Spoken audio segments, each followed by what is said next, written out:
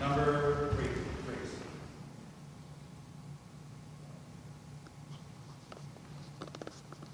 Go back to 1.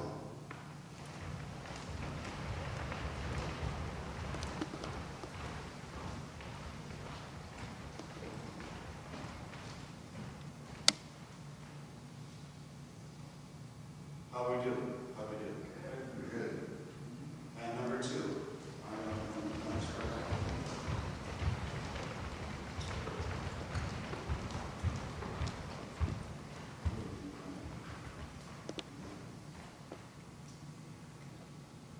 How's that? Number 3.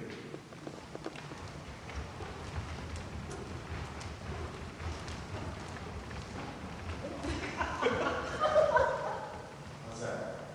Is that right? Well, no, I really wanted to get more just to keep it even number. Is that right? Who remembers where Bill's supposed to be?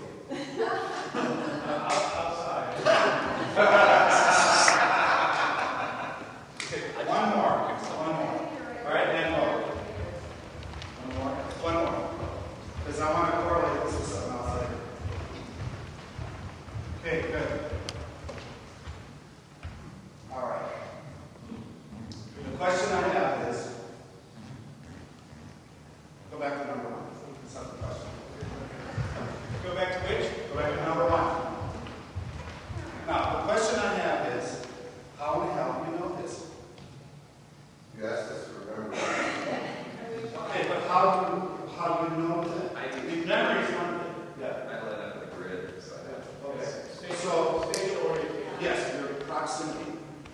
Your proximal relationship to within the space. Your proximity. Not to others necessarily, even though you asked me personally. Yeah. Even though you asked us to orient that way. it's the grid. Yes, that's right. That's right. So the underlying all of this is the idea that we are senders and receivers of vibrations of energy, and that we're actually reading those vibrations. Yeah. Will you go there? If we believe the proximity thing, Say what? maybe we believe the proximity thing, and I did when I got lost doing number 3. Remember that by proximity. So, Tom, are you trying to say that it's this proximity, our relationship that you're wanting us to orient with? Yes. Okay. As well as the space around you. No, What perception. I'm saying is I did this, Yes. whatever, spatial, and then the proximity. Yes. No, you're right. You're right. You use all of that, and it all has to do with proximity. It's my proximity to that wall behind me Okay, now. that I know how far that wall is behind me Right. before I run into trouble. It's my proximity to this. And what's happening is that what I think is happening is that we're sending waves out, and the waves come back, and we sense that. Yeah. And there's a guy by the name of Thomas. He's a researcher in France. I think he's dead. But he suggested, and I think this is an incredible image, that the skin is actually an extension of the ear. It is epithelial. Yes, and it has the cilia. Yeah. And who knows in terms of the self-defining, which cells actually become the other cells. Yeah. I mean, they do.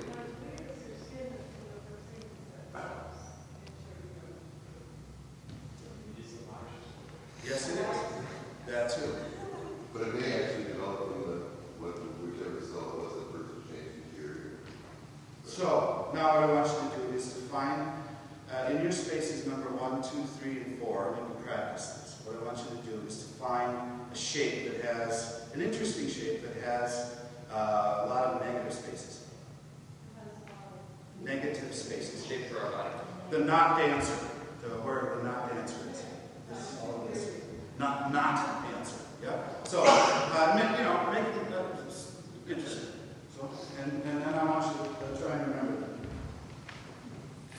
Okay, number 1. Number 2. Can you remember that one? Yeah, you may not want to do that. Okay, yes, we real quick? Yeah. Okay. The same concept? Are we next? Same concept, negative space? Yeah, negative space is different shape.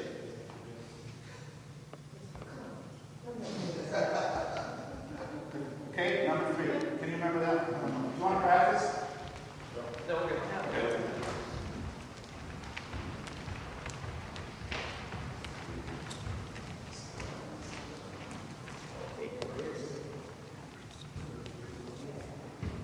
Number 4.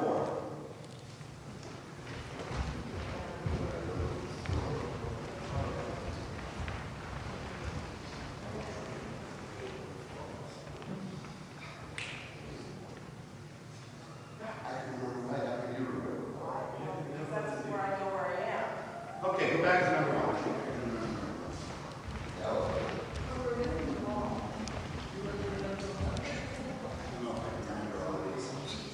Try.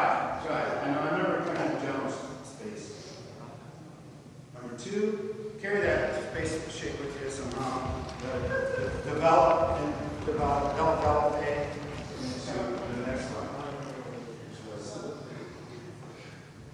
I'll do the next one. 3, carry that with you.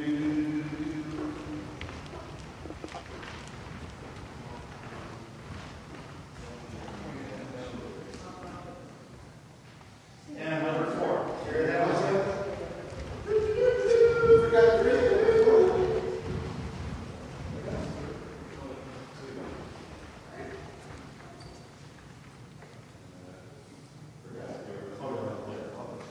Okay, good. Now, how do you remember those shapes? Not very well. Not very well. How? No, wait. Let's say, just pretend you're advanced and you're very skilled at this. How do you remember those shapes? Muscle memory? Yeah. I use the Andes system of, Homologous. homologous, homolateral. I made homologous, one another, blah, blah, blah, and then, Yeah. Cross, always When I using made it. them up, I did one forward backwards and forward backwards. the ones that I remember, the best ones were in relation to other people. Here's a little exercise. Put your hand on it. Reach up above your head and touch your 2 middle fingers together. Do not look. 2 middle fingers above your head. How'd you do it? Try it again.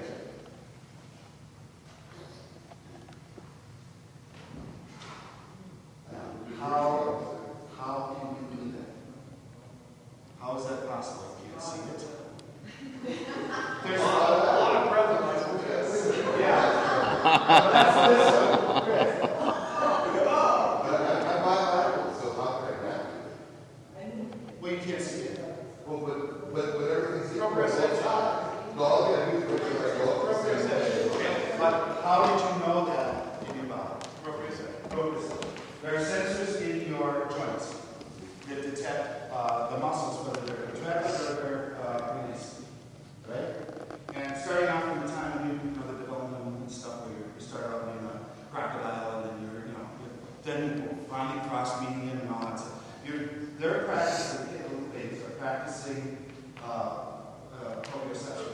They're learning how their muscles work with their bones. And in the joints, there are sensors. And they remember this. That's your nervous system, right? Yes. So how does that differ from touch? How is it different from touch? Touch is, there's 3 levels of, there's 3 levels of touch.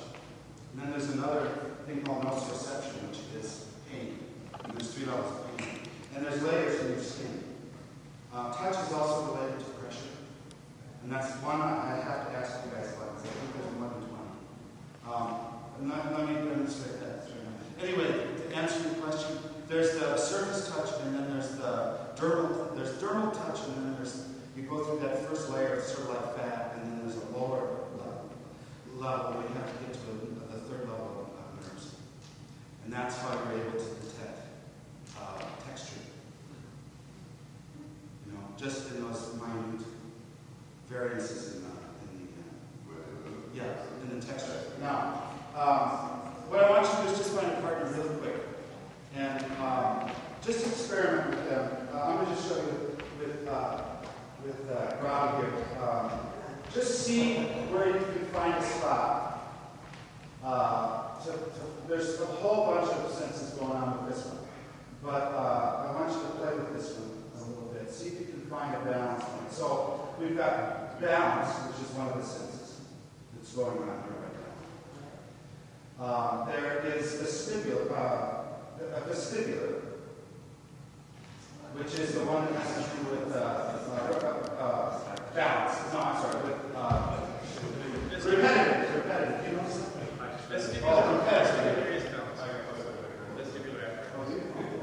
And then there's another one. Well, of course,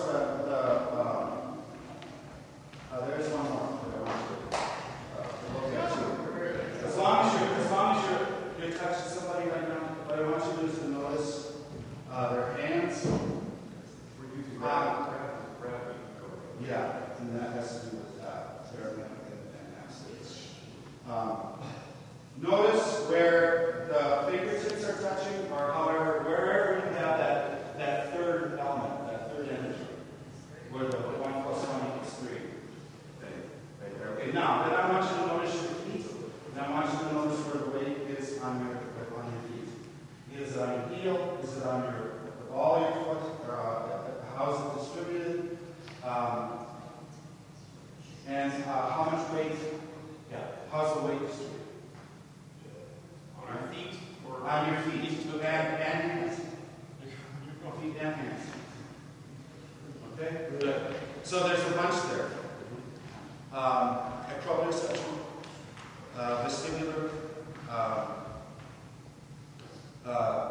what did I say? Sorry. Proprioception, vestibular, and balance. and geogrametric. Thank you. Yes. But that's one I'm not so sure about. It's one I'm on body. I have to do another exercise to do that. So, That's a contact. yes, it is. That's why I think there's another one. I think there's another one called pressure, or being able to sense weight. What about weight emotion? Momentum, what's that to do? That's instead. That comes under. No, sorry, balance. That balance and vestibular is a combination of something. So, anyway,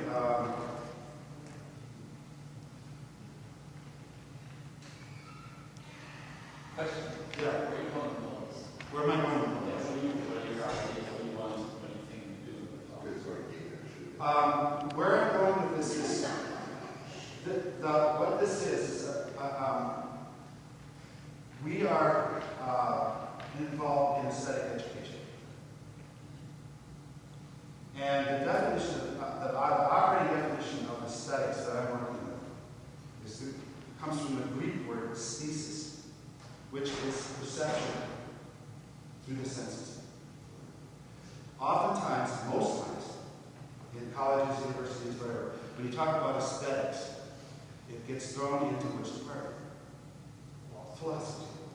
And see, what happens is it ends up in the cognitive realm rather than in the sensory realm. Yes. You want to grab that? I want it to be in the place where it's supposed to be, which is if you're talking about art, you're talking about perception through the senses. And that what we do as our educators, as aesthetic educators, is teach through the senses. That's what we're really doing. We're building acuity and mastery of the senses. On many, many levels, not just the five. See, the platonic thing was, it kept us out of recognizing valid ways of perceiving the world around.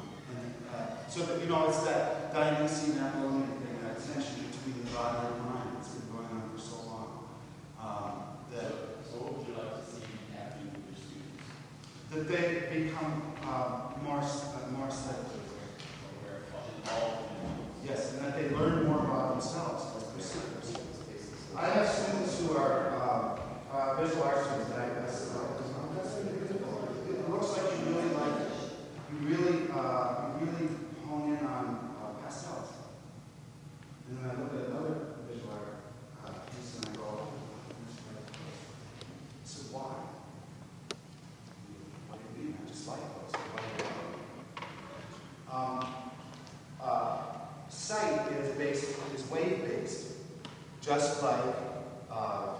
proprioception, not proprioception, sorry, proximity, sound are wave-based. They're also finding out that smell is wave-based, it's vibration-based. There's another wonderful book called The Emperor of Scent, and it's this whole wonderful book about this guy who did a lot of research on smell. And the standard operating idea of how you were able to smell things was that molecules had different shapes. And what this guy found out is that no, it's not about shape, it's about vibration. Because what happens is that when you put this molecule, which has its own, there's vibration, each molecule has its own vibration. You put this vibration with this vibration, and you put them together, that's what creates smell. This is a combination of molecules. The nose is actually able to read vibration rather than shape. Isn't that cool? Yeah. So smell has to do with music just like vision. So anyway, going back to the vision. Is that why my music stinks so bad? Is that why my music stinks so bad? My piano smells. I don't know why it's not about that. I don't know why it's not me. So anyway, light is vibration, and we're able to detect light in these different ways based on vibration. And it has to do with the scale, the what do you call it, from red to blue and all that stuff. Spectrum. So have you, on your website, added the ones that you think are missing? No, That you're talking that's about? what I'm talking about. So, what does that mean? Well, it means that somebody who likes pastels, I think, has an acuity for those particular color combinations of waves. And if somebody likes really bright colors, they have a certain acuity for that. Why would you assume it's acuity? I don't know. It's like, so I think it's like a genetic thing. Why am I predisposed to music? Yeah, but you said acuity. I had umbrage. Okay. Sensitivity. Sensitivity is what it is. Well, Preference. What's wrong with you? acuity assumes that, for one thing, that the sense is well, that it's heightened in some way. I mean, it's a scientific view as opposed to maybe it's a lack, and they respond to their lack of. That's right. Or I'm just.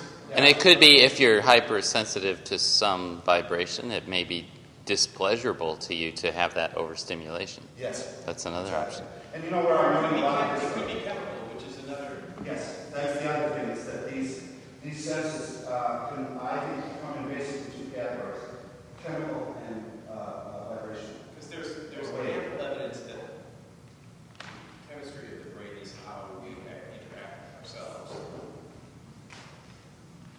And of course, the cranial nerves go to the primary senses, the photonic senses.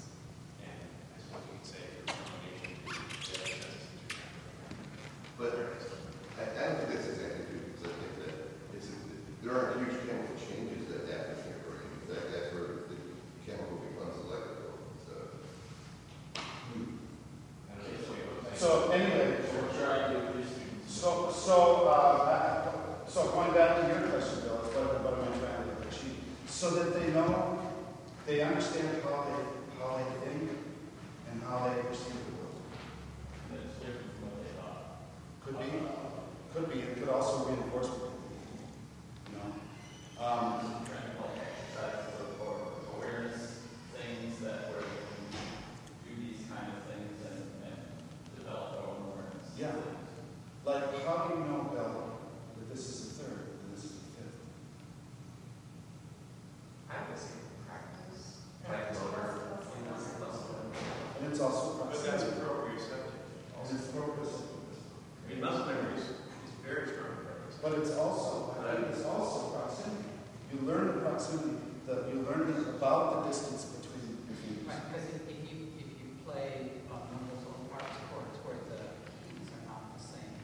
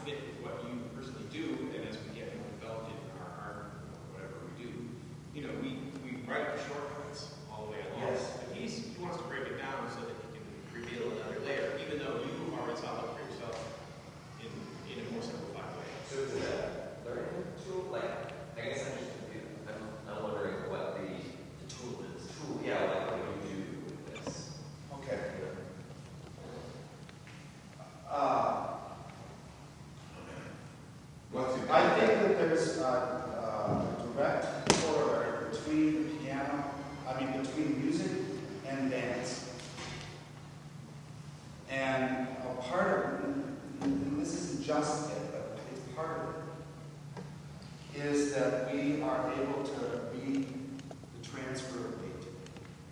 It's pressure. And it's interpreted. We interpret it various ways. Drummers interpret it by hitting the drum harder to get more volume. And we touch the key on the keyboard harder or softer. And there's a direct corollary between that and the pressure and the transfer of weight that happens in the floor or on the body. Yeah. Except we make different choices. Yes. Sometimes, That's where. sometimes when they're doing this, I don't want to be as light as a feather. Yeah, but that's because you're sophisticated. Yeah. You know what you're doing. And the other thing is, it isn't just the transfer of weight, but it's one of the, I think it's the essential piece that is the thing that joins us together, along with proximity. We're able to read proximity. I think some musicians are better at that than others.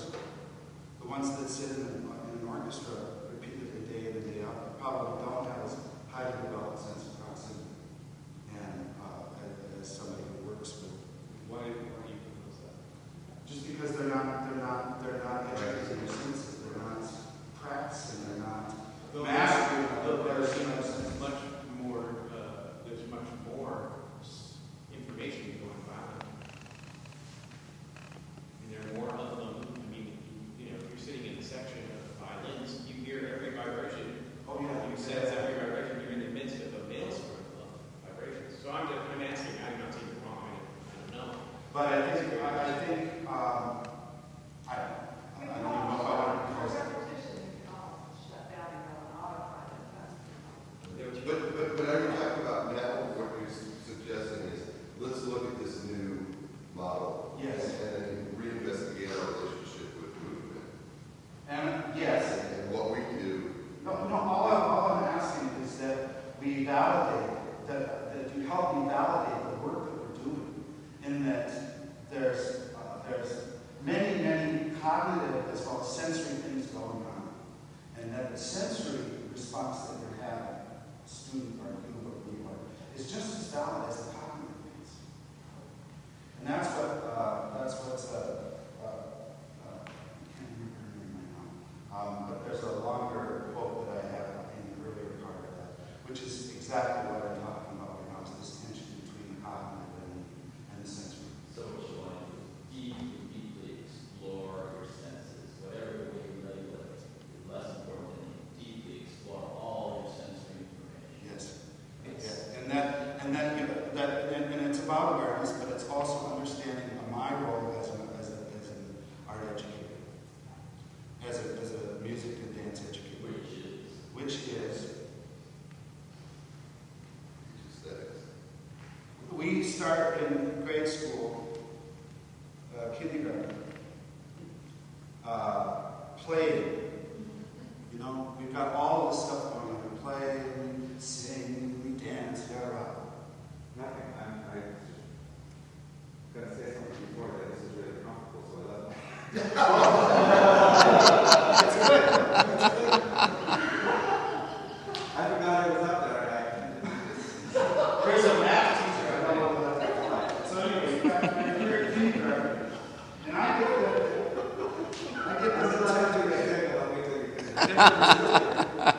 and they come out of the public school system. Most of them come out of the public school system, and they've spent now 11 years going on a trajectory of sensory deprivation and sensory overload, because all of a sudden they're in a room with fluorescent lights, air handlers, this compact sort of way of living. You're sitting in the desk, and what Lyle Palmer expected. So anyway, by the time I get there, they are oftentimes so sensorily depleted, or the other way around. I've had 3 Asperger's students now, and what happens is that they get overstimulated and they have to pull out. They lose sensory overload. So what I'm saying is that part of what my job is as 11th and 12th grade teacher is to reactivate them and help them access these so that they can be better artists. I think if you can access these, you'll be a better artist.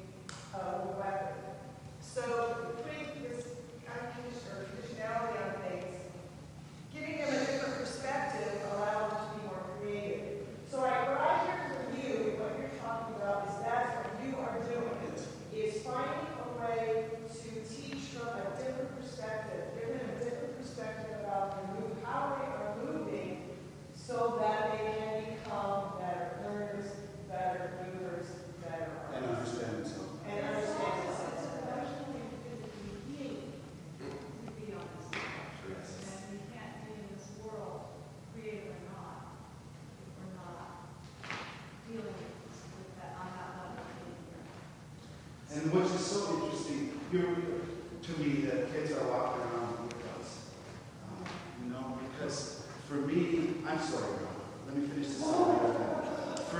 For me, it's like being in that control room in Canada where the vibration of the speaker was moving my hands. I love that feeling of playing the pipe organ because it was so powerful. You know, I had my feet going. I had 2 nails, 3 nails on, and those big, low 32-foot pipes. Just You did last night. yeah. Did you hear it? Yeah. Rob, sorry. I think part of what we're talking about is also being receptive to other things that we might be sensing with other senses. So, for example,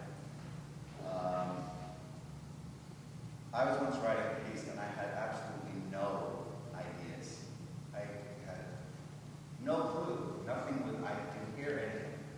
But the more I was working on it, the more I started to see something. So I just drew what I saw, and I spent, I don't know how long, but it became a very detailed drawing of what I was seeing, because as I was drawing, it was getting clearer and clearer and clearer. And then as soon as I finished that, the piece just came out. So what this is saying to me, which triggered that memory in my experience, is we operate on many levels at all times. So even though we might be focusing on trying to do X, our experiences and our sensory abilities in all these different areas are equally accessible. And if we kind of stay open to the invitation that anything that might be coming in those areas can help feed what we're focusing on here. And that's some of the questions that I bring to you guys too. Is, are we able to access them? Oh, yeah. Well, they claim that ultraviolet is one, and they claim that we're no longer able to access ultraviolet, sense ultraviolet light. Now, there's certain insects that can, because that's how they find their food. When the light strikes certain bugs, it literally transmits ultraviolet rays. And I forget what his bees are able to detect that. There's the food. And that's also how they find their mates. And there's the other one, which is there's ultraviolet and infrared. And it works both ways. I mean, one is low frequency and one is high frequency. Is that right? Yeah. And they claim we are no longer able to see those. Well, but you can, no, not infrared. I mean, you can feel infrared on your skin. I want to, I hope, if I have time again, I want to show you guys a photograph that a kid did in the media arts department of dandelions outside. He took this course with me and went to Home Depot, and he got a pair of goggles, welder's goggles. And he went online and he found out which filters screen out ultraviolet light and infrared light, and he bought those gels, those particular ones and he found out how the wavelength lines this kid was doing, which is unbelievable. And so what he did was he put one gel in one set of goggles, and they flip up. The welder ones flip up. And then he had a second set for infrared, one for infrared and one for ultraviolet. And he brought it to school. It was astounding. I was going to bring it in and I forgot. But it was astounding because you see the world in a different light. And this photograph of this did. So what he did was he did the same thing with his camera. He put a certain kind of lens on his camera and went out and shot all these wonderful, beautiful photographs. And I brought one along. And there's another one that they claim, there's more than one. Who's they? Scientists say that we are no longer able to access. Meaning that we used to at one time be able to see it? Oh. Yeah. In the evolution. And that as we evolved, those sensory capabilities dropped out. And that's why we ended up with 5, 6, 6, 20. Because, if you put all these together, then you're talking about intuition and where you're at. There's another one.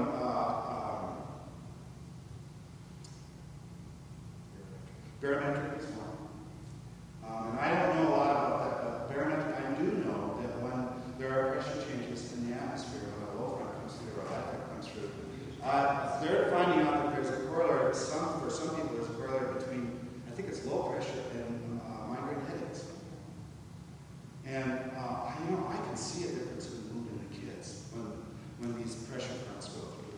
And there's evidence of ionic sensitivity. Yes, ionic is, which one is the ionic? Do you know which one that is? Ionic? Positive ions, or negative ions. Yeah, well, when are you most sensitive?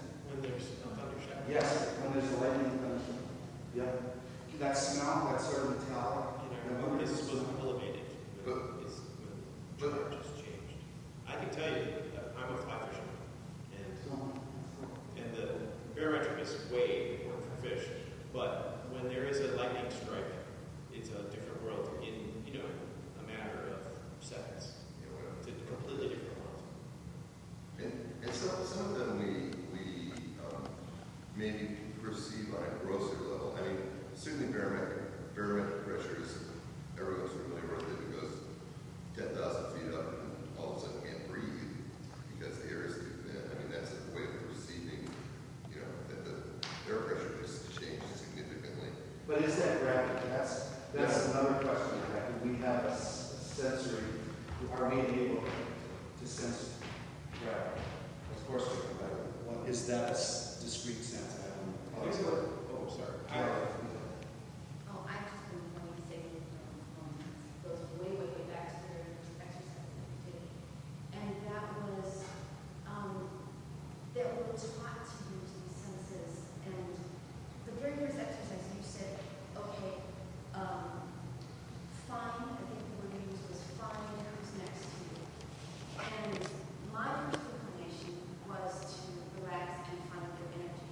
That was my first inclination. And then I noticed with all the movement that everyone was looking around to see the people around them. And then I went, oh, I could do that. I could just look and see who's next to me. I don't have to, find them. But to me, the word find, was that the word? I think so. The word find to me meant find them with your energy. And that's a different sense than ours. But we're taught, not to use that. But it's not taught. Or it's, Yeah, and it's easier to look, I think. It's more accurate, I think. Well, our world is stereoscopic.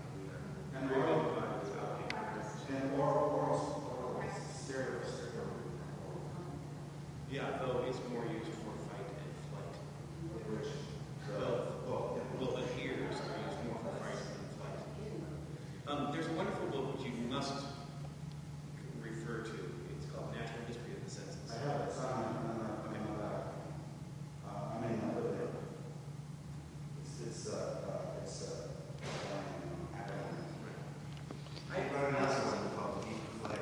Yeah, I have that one too. That's also this comes from a book called Deciphering the Senses by a guy named Rivlin and I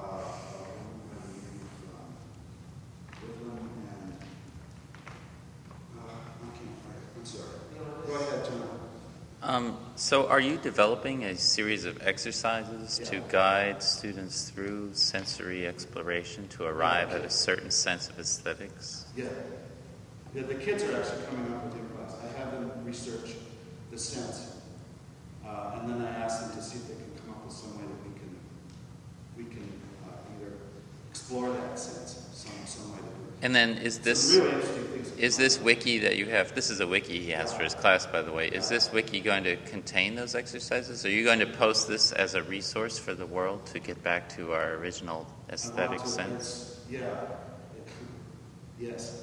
Okay. I have 3 boxes full of research that the kids have done. Primarily internet research, because they don't know how to relate to books with libraries. So they've come up with some really great stuff. But I found nothing. Nothing. And it's in Rivlin's book. In Rivlin's book on Deciphering the Senses, there's nothing in there about, although there's nothing about geographicmetry. Nothing. And yet I know it's there. Can I demonstrate one more thing? Sure. How am I doing for time? Take 5 Get minutes. in close, come close, close your eyes. Come close. All right. What I want you to do is close your eyes. I'm going to hand you something, or the person next to you is going to hand you something. And I want you to hold it for 8 counts, and then pass it right away. Okay? So I'm going to start without looking, don't focus on it. I'm going to pass it to Bill. So it's going to take a little while to get around to the other side over here. So 8 counts, and then pass it. The schedule events. Can you access one? Like maybe in this folder that might be shared. I just gotta see where we're at. I'm not doing anything. Right. Oh, copy. It's about 8 counts, so I'll get pressure. So we're just doing these two sensory music and improv. Okay, good. That was not good. I think we should do Yeah, absolutely. and then wrap up. Oh, so we're actually ahead of time. What was supposed to be at There's 3 of them. There's 3. We were 30. supposed to start at 9:30. Oh. We started at 10. Okay, so we're not that far behind.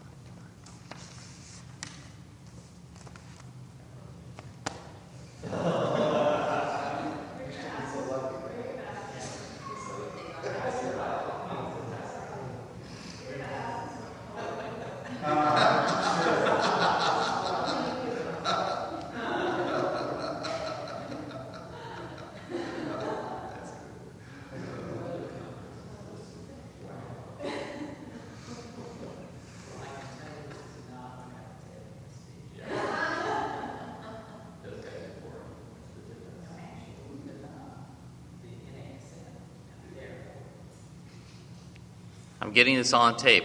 Well, I didn't. I was very happy. It might just end up being a gap in the audience. Transcribe it for the book.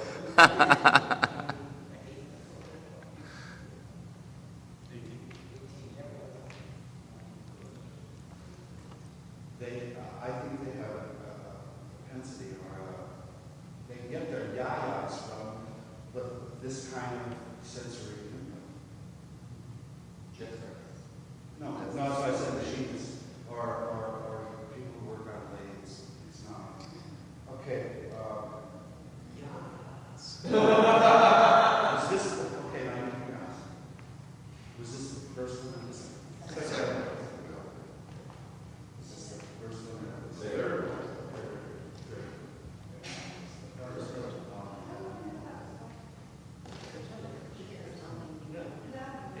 But not to shake.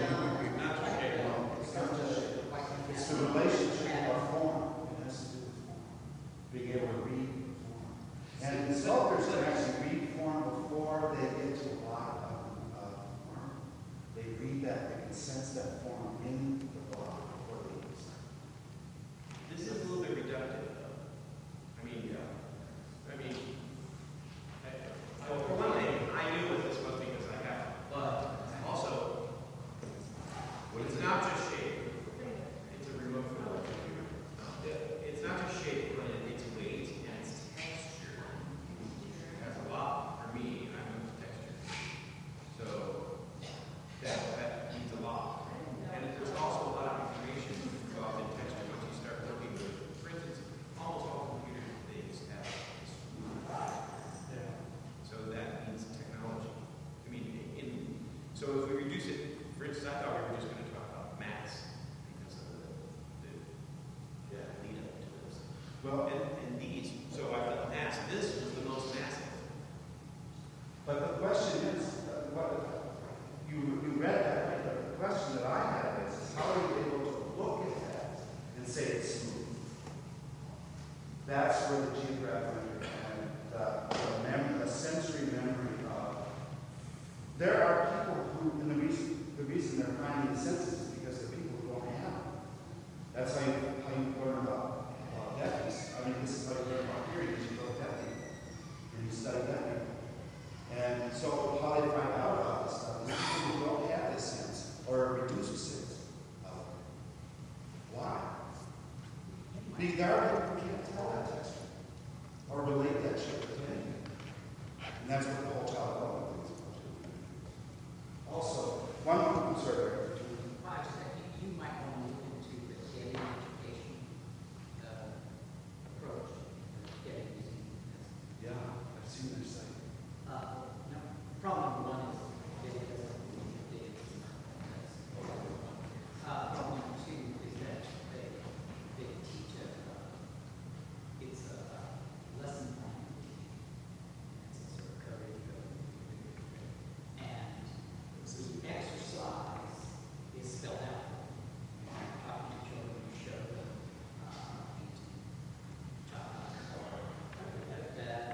and then the observation practice. Ask the children about the texture. And it's a little white, well, it's smooth. And she said, no, it isn't. And I said, well, yes, it is. Well, in the book, it's no. Because in truth, the real painting is not smooth. But the real painting, there was a print on the wall. And it was smooth. And the teacher couldn't go beyond what said the book. She couldn't go. No, it's not right. It's just like, Yeah. Okay, one last thing. I'm sorry, Rob. I got to put this up. One last thing. I think that there's impediments. When I get my kids, after 11 years of public school education and whatever, they come with this stuff. They're teenagers, they're Christian, they're homeschooled, their family of origin, their dad's a drunk, gender preference, their mom's lesbian. Do you see where I'm coming? There's all these filters that affect the way that the sensory information is interpreted. Because the sensory information goes in the amygdala and then it goes to the net, takes it out to where it's supposed to go to be decoded and all that, deciphered and all that sort of stuff. And there's all of this stuff in front of it. And if they just know this, if they just know that this is part of what makes them choose what they do aesthetically. Why are the freeway signs green? Why are the freeway signs green? Who made that aesthetic choice and why? Why are they green? Why aren't they pink? I like pink. But I don't know if I call these strictly evidence. No, I'm sorry. I call them filters. They're called components of aesthetics. That's what I call them. Components, yeah. Components. So there's all of this stuff that affects your aesthetic decisions, or your aesthetic choices about things. Right? And I'm not asking the kids to change any of those, I'm just asking them to look at why they choose the music that they choose to listen to. Why Marilyn Manson? Or Christian rock? What's the difference? What's happening? There's some other decisions. Huh? There's